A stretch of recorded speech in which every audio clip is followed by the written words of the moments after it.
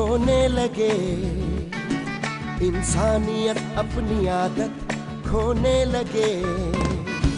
अब हार किसको मिले और जीत किसको मिले, बस वक्त के हाथ में है फैसला। कैसी कश्मकश, कैसी कश्मकश।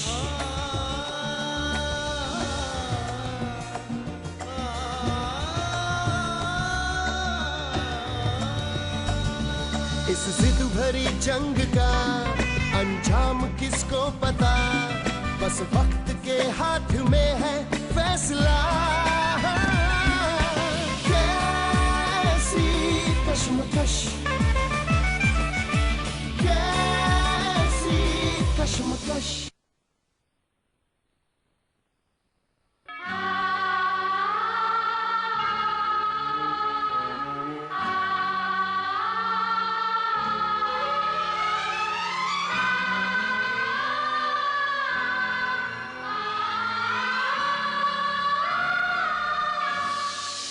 तनु भाभी,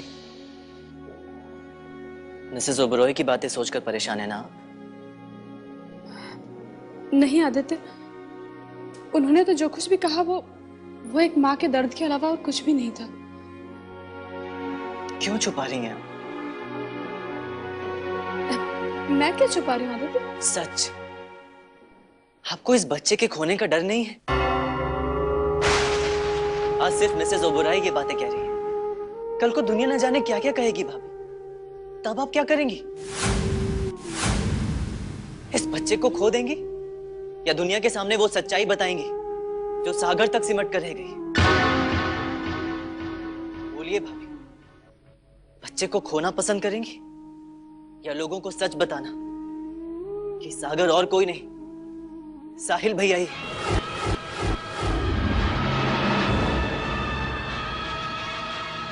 सब जानता हूं, सब सुन चुका हूं। जब आप भगवान के सामने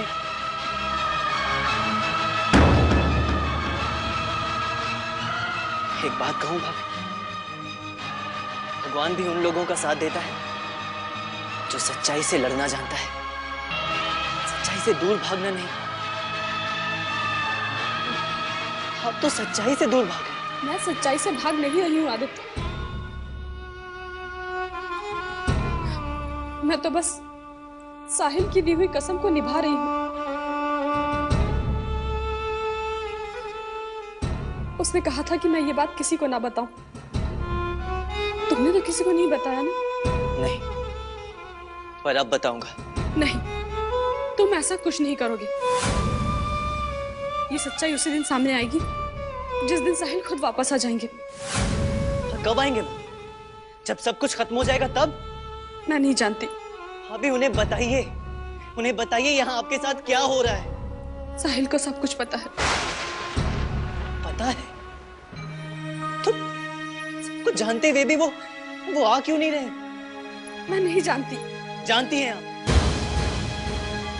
अरे इतना तो मैं भी समझता हूँ तनु भाभी कि उम्मीद खो देने के बाद जब एक औरत का सुहाग लौट कर आता है तो फिर वो उसे अपनी नजरों से दूर नहीं जाने देती। पति के रहते हुए भी विधवा के रूप में जीने के लिए मजबूर नहीं रहती। अरे ऐसी क्या मजबूरी है कि साहिल भैया आपके इतने पास आकर भी आपसे दूर है? मैं नहीं बता सकती हूँ। नहीं बता सकती, नहीं बता सकती, ये क्या लगा रखा है आपने? ठीक है, आप नहीं बता सकती ना, मैं खुद जाकर उनसे होटल में पूछता हूँ। साहिल होटल में था? ये बात तुम कैसे जानते हो? क्योंकि जब आप पर इन गलत रिश्तों का इल्जाम लग रहा था ना, मैं उनसे होटल में मिलने गया था। काश मेरी मुलाकात उनसे उस दिन हो गई होती तो आज ये सब नहीं होता। आदित्य, पहली बात तो ये कि अब साहिल वहां पर नहीं रहते हैं और वो कहाँ गए हैं ये बात मुझे भी नहीं पता है। लेकिन वो जहां भी हैं तुम उन्हें ढूंढने की कोशिश नहीं करोगे। मैं उन्हें ढूंढूंगा भाभी, और आप मुझे रोकेंगी नहीं। तुम्हें मेरी कसम आदित्य, तुम ऐसा नहीं करोगे। लेकिन साहिल सब कुछ जानते हैं। अगर उन्हें अपनी तनु से प्यार है, इस घर से प्यार है, तो वो खुद वापस आएंगे। लेकिन बस अब आगे तुम कोई सवाल नहीं करोगे। मैंने भगवान के आगे व्रत लिया है कि जब तक मेरे साहिल वापस नहीं आ जाते मैं कुछ नहीं खाऊंगी, चाहे मेरी जान ही क्यों ना चली जाए। इसलिए आदित्य, ये लड़ाई मेरी है। ठीक है, कीजिए आपको जो करना है। आपकी लड़ाई है ना, लड़िए। हम कौन होते हैं कुछ करने वाले?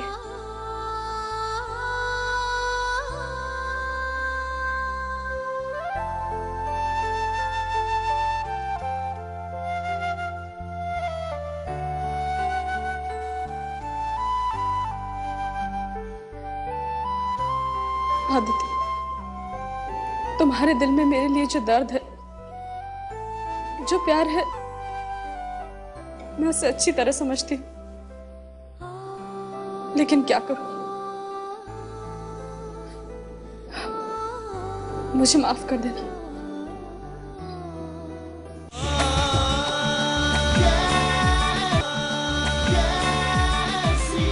कशमकश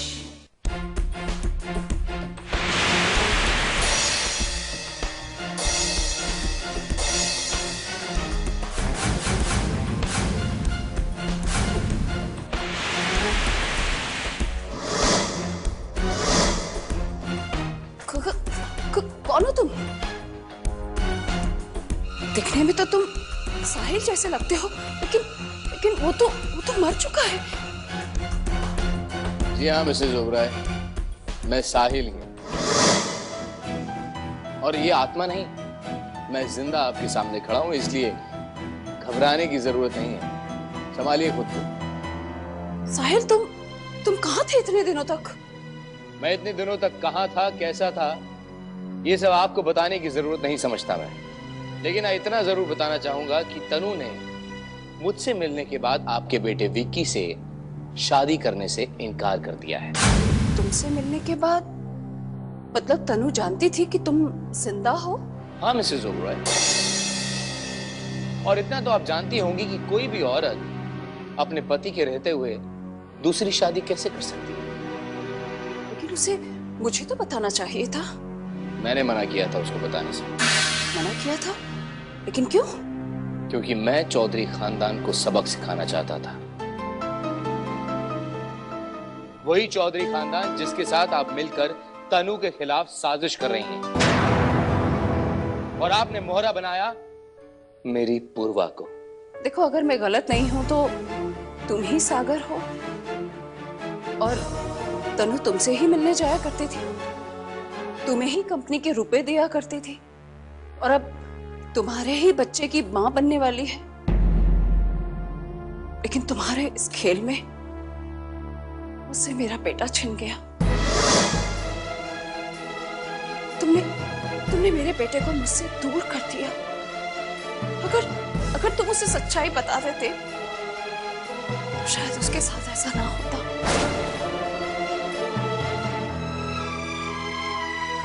क्यों? तुम मेरी खुशियां लौटा सकते हो, मेरे विक्की की खुशियां लौटा सकते हो। तुम दोनों की सच्चाई जानने के बाद मेरे विक्की के साथ ऐसा नहीं होता था।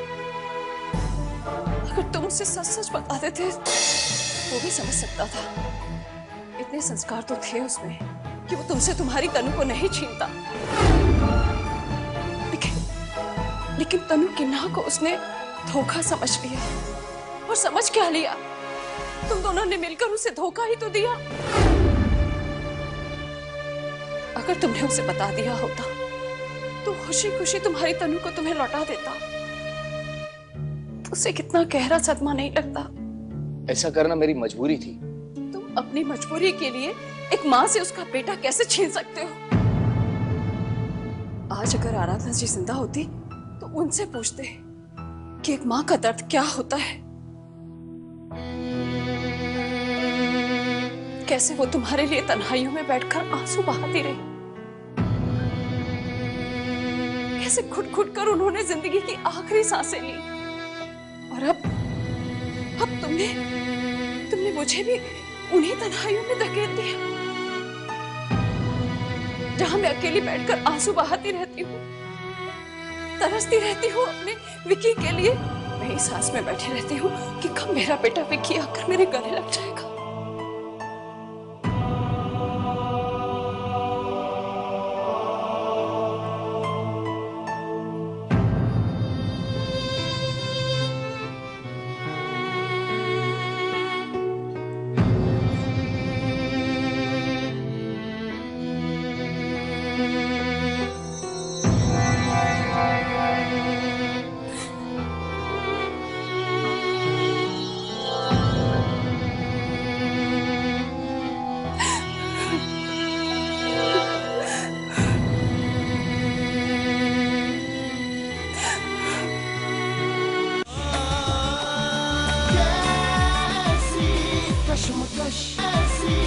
कश्मकश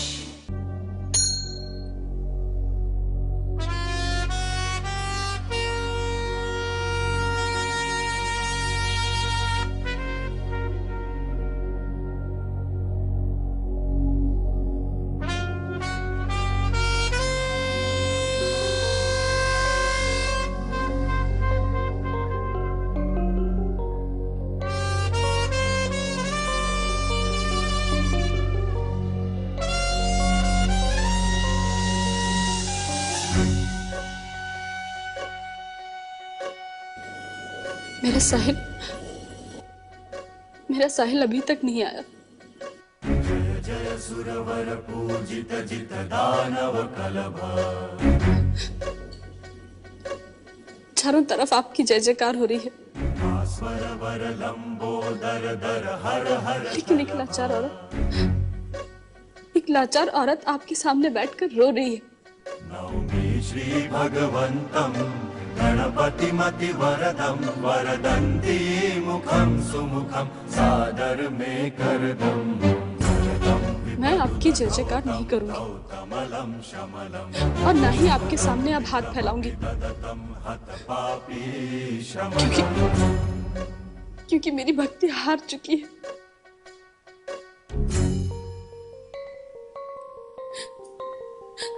हार चुकी है मेरी भक्ति,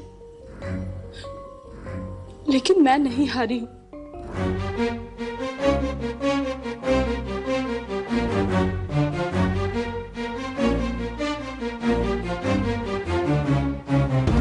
सुना आपने, मैं नहीं हारी हूं। अब मेरे आगे जान देने के सिवा और कोई रास्ता नहीं बचा है।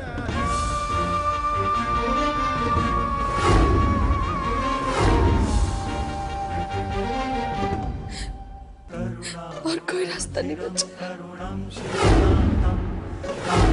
कलितैकान्तं कलये सुदुरन्तं करुणावरुणालय चरणं वितरणं शरणं करुणावरुणालय चरणं वितरणं शरणं यामोऽयमिनं शरणं मत सुवितरणं। जय जय सुरवर पूजित जित दानव कलभा भास्वर वर लंबोदर दर हर हर कलभा।